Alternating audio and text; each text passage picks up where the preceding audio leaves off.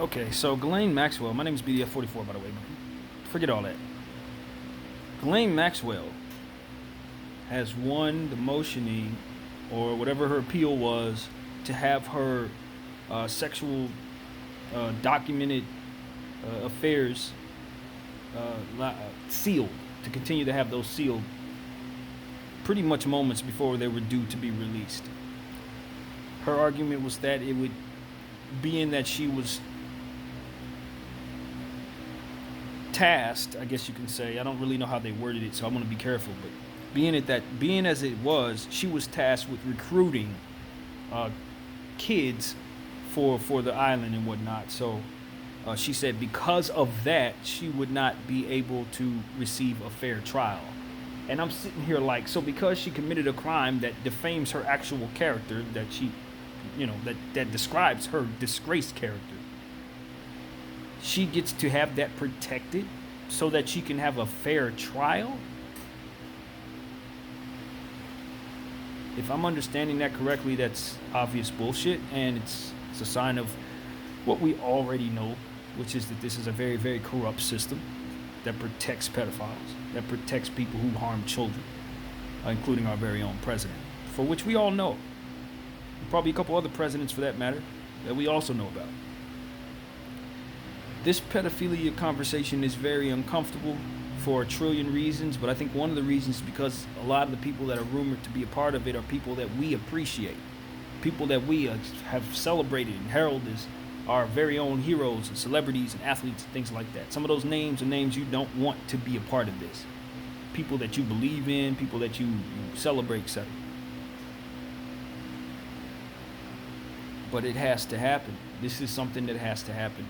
I hate to be the bearer of bad news to everybody, but God is pissed off about this type of stuff too.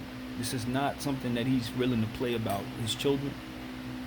He's not. He's never been one to play about children. And it just seems to me that we are finally waking up to what Corey Feldman and so many others have told us about Hollywood and about how pedophilia is just woven in the fabric of our society. Not just this country, but many lands, all lands probably. It's something I've been talking about a lot lately. It's something that a lot of people have been talking about a lot lately. It's not something that we can run from, and it's certainly not something we can turn our noses away from. We have to pay attention to this. And this Ghislaine Maxwell situation, for me, what needs to happen in this case, whoever is the official, the person who's in charge with allowing her to make that case and for it to go through, needs to have their life picked apart, and every stone needs to be unturned, and everything that they're involved in needs to be exposed to us so we understand what type of courtroom would allow such a thing to take place. This is what needs to be done in situations where we know corruption is taking place and we just are appalled by it. This is the same thing that goes with that guy in Kentucky. I wish I knew his name, but the one who is responsible for prosecuting Breonna Taylor's murderers, and he's off getting married and doing this thing. His life needs to be picked apart. They need to find out exactly who has him by the balls, or exactly who he's in favor of that happens to be a supporter of all this evil shit, because it's very clear to me that he's dragging his feet and taking his time about bringing her murderers, who happen to be police officers, to justice. Those are the type of things that I'm talking about. Anytime we see corruption at its highest peak being handed down, favors to individuals that we know are doing hideous and horrible crimes, pick apart the judge. Pick apart the people who allow these circumstances. Is there a judge that allowed some guy to get away with doing some horrible molestation, crime, and he gets 3 years probation, as to where somebody else does the same crime and gets what they're supposed to get, which is forever in jail? That judge needs to be looked at, picked apart, exposed like you do all these Karens and these racist people. You need to treat our actual enemies like the dummies out here who aren't smart enough to know how to represent themselves properly. Okay, let's just call it like it is. There's a lot of people out here A lot of people in our country are just not smart enough to understand what right and wrong is. They're not smart enough to independently put aside certain things so that they can just see clearly. They're just not. They're just not able to. And then there are people who are in positions to do things, who allow their politics to keep them from doing the right things. That type of corruption we need to shame like we shame everybody that we're shaming. It's a must. It's a must. If you're serious about attacking corruption, you got to get the people when they do the things that they do on high, not just these little gumshoe idiots running around running to daddy to help them. No, we're talking about getting daddy. Get him. Get the source. Get the judges. The judges and the courtrooms that allow these circumstances to exist are the ones that need to be exposed and ultimately picked apart and shamed and ultimately prosecuted. Like, if you allow bull crap to happen, you should be suffering consequences in our country. Not just the people who are doing it, but the people who allow it. If we're really serious about change, it's exactly how we approach this thing. And, so Ghislaine Maxwell is a source of real evil in this world. This pedophilia nonsense is something that she was helpful in putting together. This Pizzagate thing, to be exact.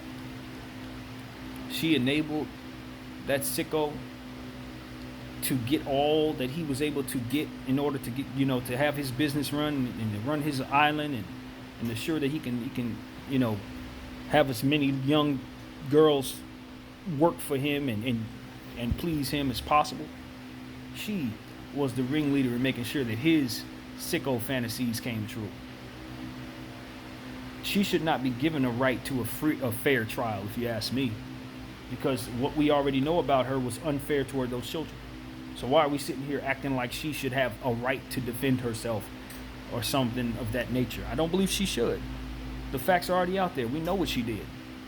Now you're giving her all this legal wiggle room so she can get out of this because it's powerful people who get exposed.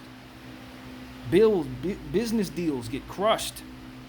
Statues probably get snatched. That kind of thing is what happens when lists of names come out. Some of your favorite movies get canceled.